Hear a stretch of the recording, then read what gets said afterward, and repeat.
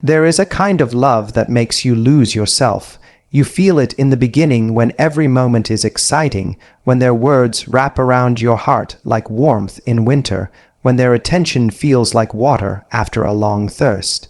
It's intoxicating. It feels like arrival, like the ache you didn't know you carried has finally been answered. But sometimes love isn't what it promises to be. Sometimes the very thing you hoped would save you begins to slowly erase you. Not all at once, not with cruelty, but with silence, with the slow forgetting, with the shift in tone that you pretend not to notice, with the distance that creeps in, day by day, until one morning you wake up beside someone who no longer sees you, or worse, someone who never truly did.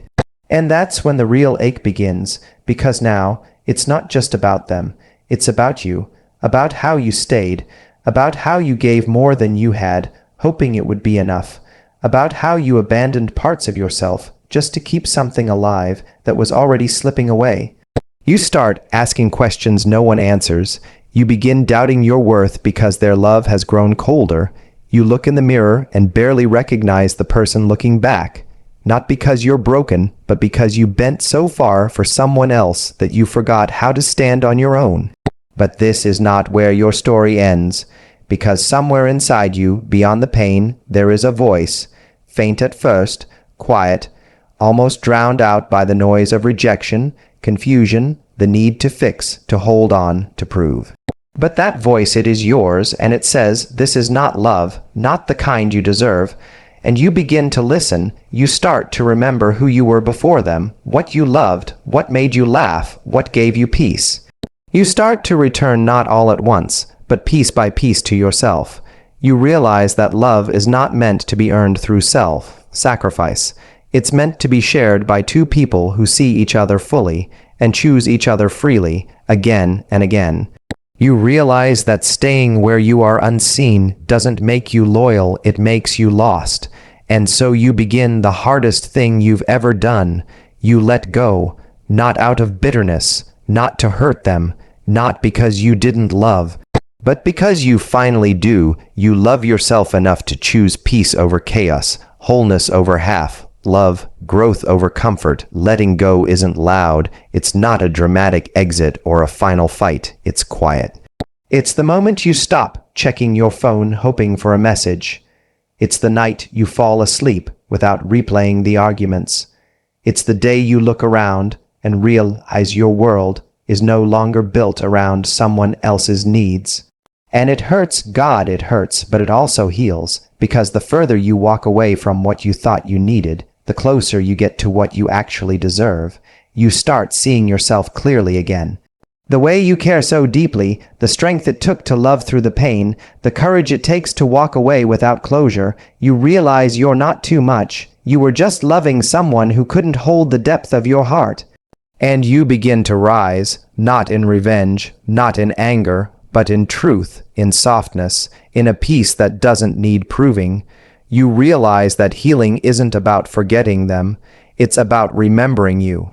The real you, the one who laughed freely, cried honestly, gave fully, and now finally chooses wisely. And that's when life starts to change, not suddenly, but meaningfully. You begin to attract people who recognize your light, not just your loyalty. You find conversations that feel safe, smiles that feel sincere, spaces that let you be without bending. You build a life that no longer waits to be chosen because you've already chosen yourself. And still, some nights will ache. Some memories will resurface. Some parts of you will wonder what could have been. That's okay. Healing doesn't mean never missing them. It means no longer needing them to be okay. You begin to thank the pain not because it was fair, but because it woke you up. It taught you the difference between attachment and love, between obsession and connection, between needing someone and choosing someone. You see now that you are not hard to love. You are just no longer willing to settle for love that hurts. And that is everything. You begin to move with intention, speak with clarity, set boundaries with softness and firmness all at once. You no longer over-explain your worth. You don't chase, you don't beg, you don't prove. You allow, because real love, The kind that's meant for you doesn't demand your disappearance. It doesn't punish your truth. It doesn't need fixing or saving or pretending. It meets you where you are. And you're getting closer to it every single day because now you're not loving from emptiness. You're loving from fullness. You're not offering parts of yourself hoping to be accepted. You're sharing who you are, knowing that anyone who cannot hold that doesn't belong in your life. You are not asking to be chosen, you are choosing, and that is the love story you've been waiting for.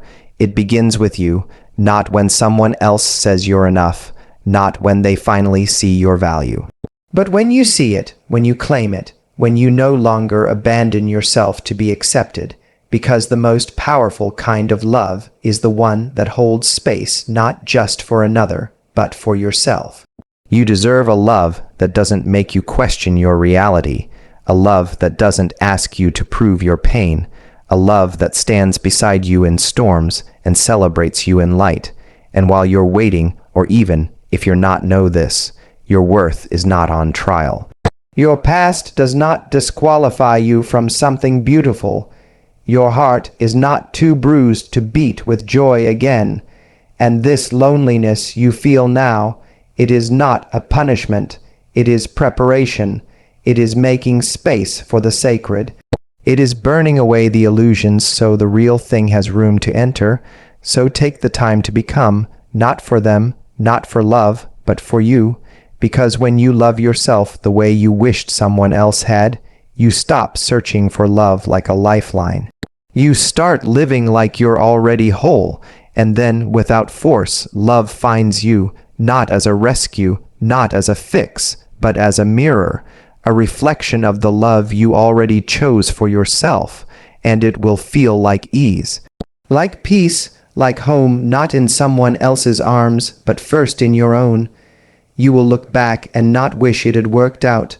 You will look back and bless the heartbreak, the solitude, the aching questions. Because they were all part of the awakening, you didn't lose them. You found yourself, and nothing is more beautiful than that.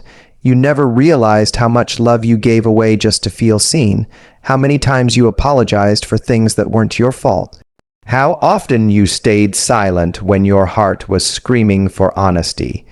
You were trying to keep the peace, but in doing so, you were making war with yourself. And now, the silence isn't just from them. It's inside you too, but this silence, it's different. It doesn't feel like abandonment anymore. It feels like space, the kind of space that lets you breathe again, think again, feel again. It doesn't echo with their absence. It rings with your presence. You used to think strength meant holding on, that if you just held tighter, gave more, waited longer, love would fix itself. But love without mutual effort is a slow erosion. And you were fading, now you know. Strength is in the release. It's in walking away without resentment. It's in crying without shame. It's in not answering the texts that only bring you backward. It's in choosing peace over pieces. And God, it takes everything, but it gives you back so much more. You start to notice things again, the warmth of morning light on your skin, the taste of coffee when you're not rushing to soothe someone else's mood, the way your shoulders drop when you're not waiting for someone's approval. These small moments are sacred now. They're yours, and they are enough. You begin to rebuild, not with desperation, but with devotion. You become a home you no longer need to escape. You stop reaching for someone to complete you. You realize that you were never missing anything, just taught to believe you were. You stop romanticizing the version of them that existed only in your hopes. You see clearly now, it wasn't just a broken relationship. It was a mirror. It reflected all the places inside you still waiting to be chosen by you. And you rise quietly, steadily, not for revenge. Not to prove them wrong, but to prove to yourself that you can love without losing yourself, that you can fall and rise higher, that your heart is not weak for breaking, it is wise for healing. You begin to understand that love isn't pain. Love is not confusion. Love is not questioning your place in someone's life. Love is not begging for clarity, for honesty, for consistency. Love is not crumbs when your soul is starving for connection. Real love, the kind you deserve, is steady, clear, safe. It doesn't manipulate or punish or disappear. It holds you in truth. It meets you in effort. It speaks in actions louder than promises, and you stop settling for less. You no longer chase people who don't see you. You don't fight for conversations that always feel like war. You don't explain your value to those committed to misunderstanding it. You don't shrink yourself so someone else feels bigger. You learn to sit with loneliness and you stop fearing it, because now it doesn't mean you're unlovable. It means you're unavailable to what no longer serves you. That's not emptiness, that's alignment. And in that space, something beautiful begins to bloom. You rediscover your own voice, strong, clear, tender. You speak up not to be heard, but because your truth deserves the light. You say no without guilt. You say yes with intention. You move with purpose, not permission. You stop trying to earn what should be given freely. Love, respect, presence, kindness, you now know. If it must be chased, it isn't love. If it makes you anxious more than it makes you feel safe, it isn't love. If it needs convincing, fixing, or sacrificing yourself, worth, it isn't love. And with that knowing, you free yourself. You forgive not because they asked. Not because they changed, but because you are ready to live without carrying the weight of what they couldn't give you. You forgive to set yourself free, to let your heart beat without resentment, to move forward unchained. You bless the lesson, even when it hurts, even when you still miss parts of it, because now you see they weren't the ending, they were the redirection, and the most important love story of your life isn't about them, it's about you returning to yourself. You give yourself the things you once begged for: consistency, care, affection, attention. You stop waiting for someone else to make you feel enough. You already are, you always were. The journey was never about proving that to others, it was about remembering it for yourself. You fall in love again slowly, tenderly, not with someone new not yet, but with the sound of your own laughter, with the calm in your own energy, with the way your life feels when you're no longer apologizing for your needs. And that self-love becomes your filter. You stop allowing anyone in who brings confusion to your peace. You protect your space like it's sacred because it is. You've bled to build this version of you. You've cried for this clarity. You've worked for this freedom. So you choose differently now. You no longer choose what excites your wounds.